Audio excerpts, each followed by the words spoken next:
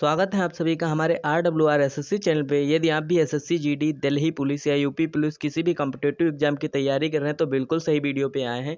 आज से जो है हम लोग सीरीज शुरू करने जा रहे हैं। इसमें आप लोगों को PDF भी मिलेगी। आज का हमारा टॉपिक क्या है कि जितने भी अंतर्राष्ट्रीय हवाई अड्डे हैं और जो भी हमारी नियुक्त होती हैं, ठीक है, जैसे कि राष्ट्रपति, उपराष्ट्रपति, राज्यपाल, मुख्यमंत्री, ठीक है, न्यायाधीश, इनकी नियुक्त कौन करता है, तो उस बारे में हम लोग जानेंगे। तो शुरू करते हैं आज का सेशन। आज का हमारा पहला प्रश्न क्या है कि सरदार वल्लभ भाई पटेल जो अंतर्राष्ट्रीय हवाई अड्डा है किस शहर में स्थित है। तो सरदार वल्लभ भाई पटेल अंतर्राष्ट्रीय हवाई अड्डा गुजरात में, ठीक है, गुजरात में है। बढ़ते हैं अगले प्रश्न की तरफ।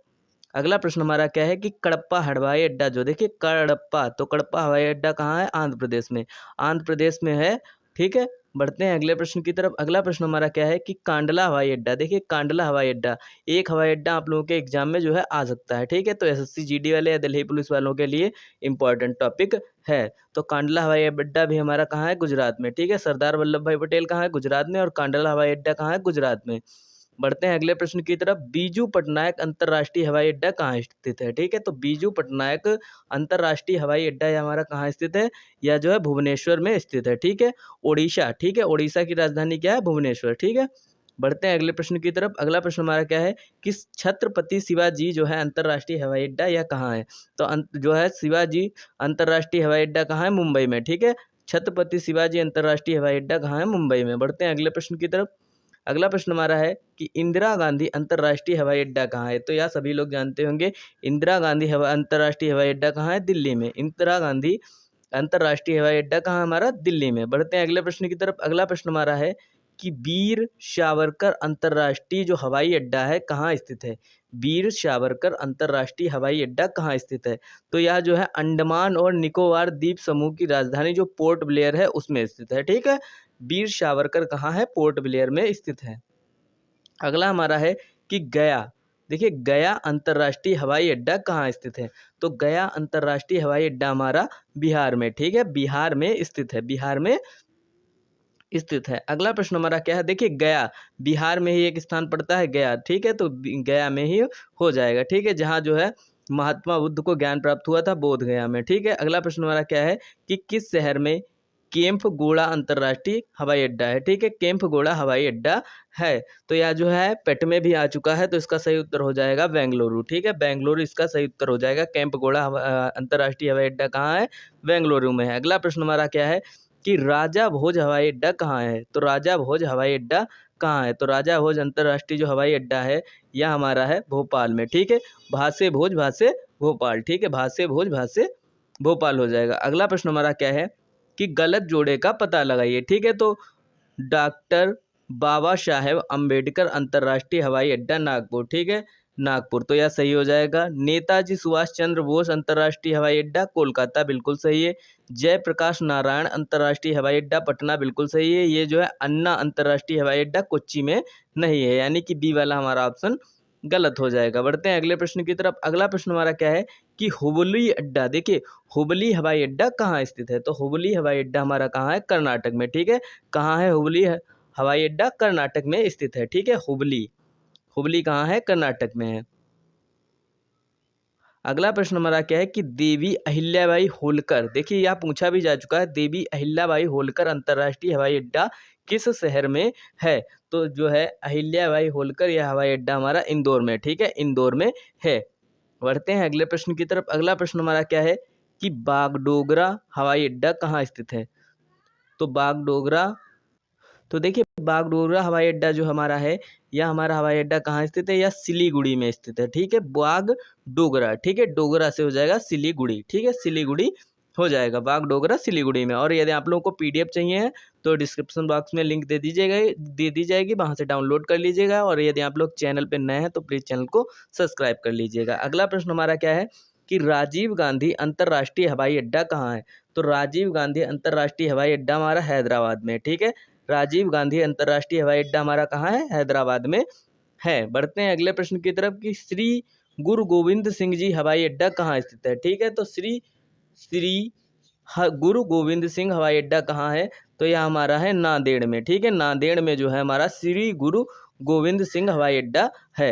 बढ़ते हैं अगले प्रश्न की तरफ। स्वामी विवेकानंद हवाई अड्डा, देखिए इंपॉर्टेंट है। स्वामी विवेकानंद हवाई अड्डा या जो हमारा है छत्तीसगढ़ में है, ठीक है। स्वामी विवेकानंद हवाई अड्डा कहाँ स्थित है? छत्तीसगढ़ में स्थित है, ठीक है, छत्तीसगढ़ में स्थित है। बढ़ते हैं अगले प्रश्न की तरफ। अगला प्रश्न हमारा है कि डॉक्टर बाबा साहेब अम्बेडकर, देखिए अभी यहाँ आपके में आया भी था, ठीक है, तो कहाँ था? नागपुर में, ठीक है। डॉक्टर बाबा साहेब अम्बेडकर अंतर्राष्ट्रीय हवाई अड्डा कहाँ था? नागपुर में।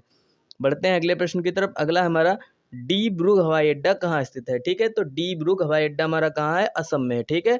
डी ब्रूग हवाई अड्डा कहाँ है? असम में।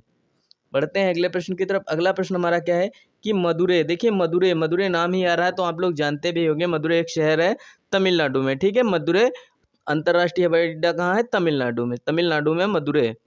बढ़ते हैं अगले प्रश्न की तरफ। अगला प्रश्न हमारा क्या है कि कुफसोक बकुफला रोमपोचे हवाई अड्डा कहाँ है? ठीक है, रिम्पोचे हवाई अड्डा कहाँ है? तो आप लोग रिम्पोचे याद रखिएगा, तो रिम्पोचे कहाँ है? लद्दाख में, ठीक है। रिम्पोचे कहाँ है?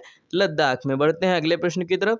दीमापुर, देखिए दीमापुर हवाई अड्डा कहाँ स्थित है? तो दीमापुर हवाई अड्डा जो हमारा है यह नागालैंड में स्थित है, ठीक है, नागालैंड में स्थित है। और ये आप लोगों को पीडीएफ मिल जाएगी, आप लोग वहां से भी पढ़ सकते हैं। अगला प्रश्न हमारा क्या है कि लेंगपुई हवाई अड्डा कहाँ स्थित है? तो लेंगपुई हवाई अड्डा हमारा कहाँ है? यह हवाई अड्डा हमारा है, देखिए आइजोल, ठीक है, आइजोल में जो हमारा लेंगपुई हवाई अड्डा है। लेंगपुई हवाई अड्डा कहाँ है? आइजोल में। बढ़ते हैं अगले प्रश्न की तरफ कि नेताजी सुभाष चंद्र बोस अंतर्राष्ट्रीय हवाई अड्डा, अभी आप लोगों को पता था कि अभी आप लोगों के में आया था मिलान करने वाले में, तो कोलकाता में था, ठीक है, कोलकाता में नेताजी सुभाष चंद्र बोस हवाई अड्डा। अगला प्रश्न हमारा क्या है कि भरकोट हवाई अड्डा कहाँ स्थित है?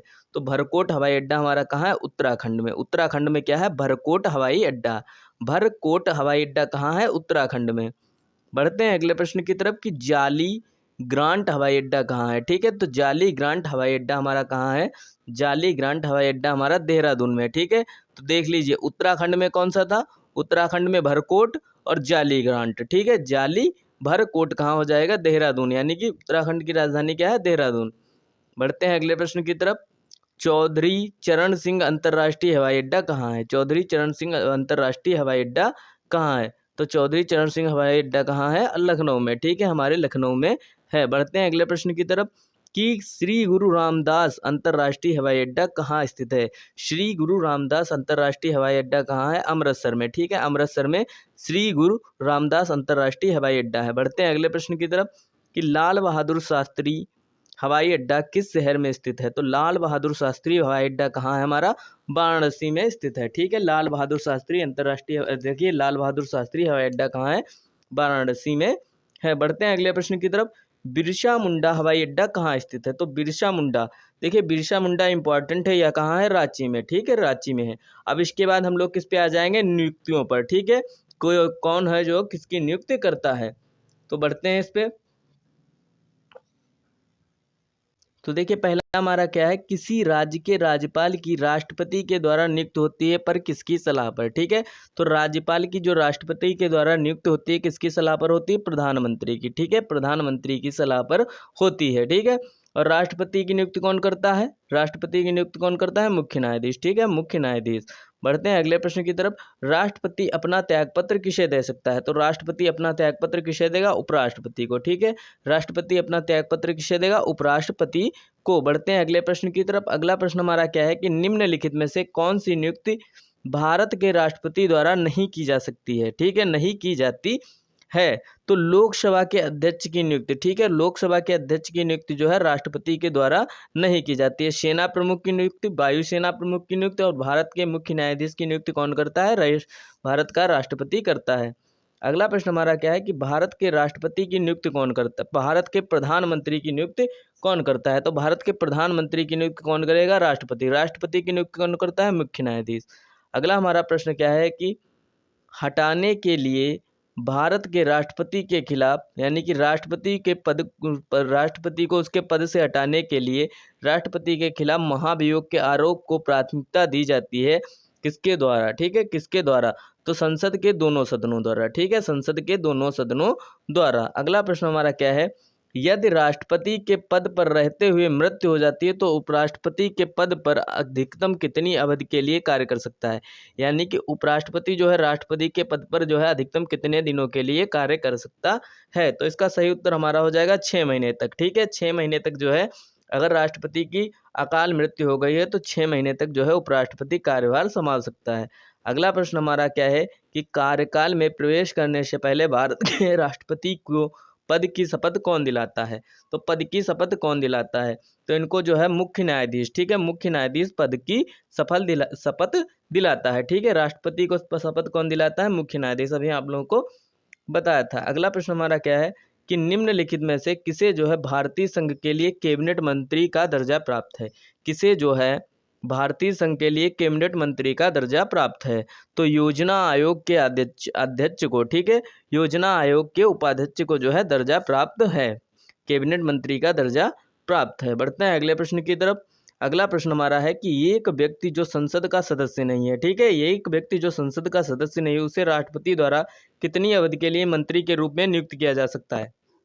यह जो है पेट में भी क्वेश्चन आ चुका है 29 तारीख को सेकंड शिफ्ट में। तो इसका सही उत्तर हो जाएगा 6 माह। ठीक है, 6 माह तक उसे जो है नियुक्त किया जा सकता है। उसके बाद जो है उसे लोकसभा का अध्यक्ष बनना पड़ेगा।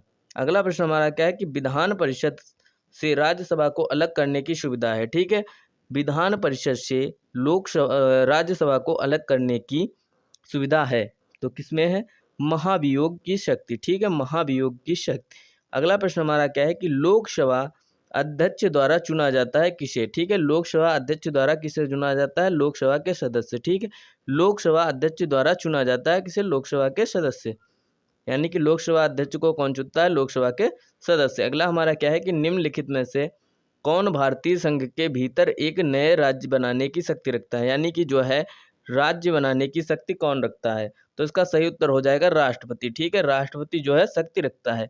तो राष्ट्रपति की सलाह पर ही जो है संसद बनाती है। अगला प्रश्न हमारा क्या है कि निम्नलिखित में से किसके पास यूपीएससी के सदस्यों की संख्या तय करने वाले नियम और कानून बनाने का संवैधानिक अधिकार है। तो यह अधिकार किसके पास होगा, यह अधिकार जो है हमारे राष्ट्रपति के पास होगा। इस समय के राष्ट्रपति द्रौपदी मुर्मू जी हैं। अगला प्रश्न हमारा क्या है कि केंद्रीय मंत्रिपरिषद द्वारा नियुक्त किया जाता है किसे। ठीक है, केंद्रीय मंत्रिपरिषद द्वारा नियुक्त किया जाता है। तो प्रधानमंत्री की सलाह पर भारत के राष्ट्रपति, ठीक है, प्रधानमंत्री की सलाह पर, ठीक है, भारत का राष्ट्रपति नियुक्त करता है किसे, केंद्रीय मंत्रिपरिषद को। अगला प्रश्न हमारा क्या है कि राष्ट्रपति किसकी लिखित सलाह पर आपातकाल की घोषणा कर सकते हैं।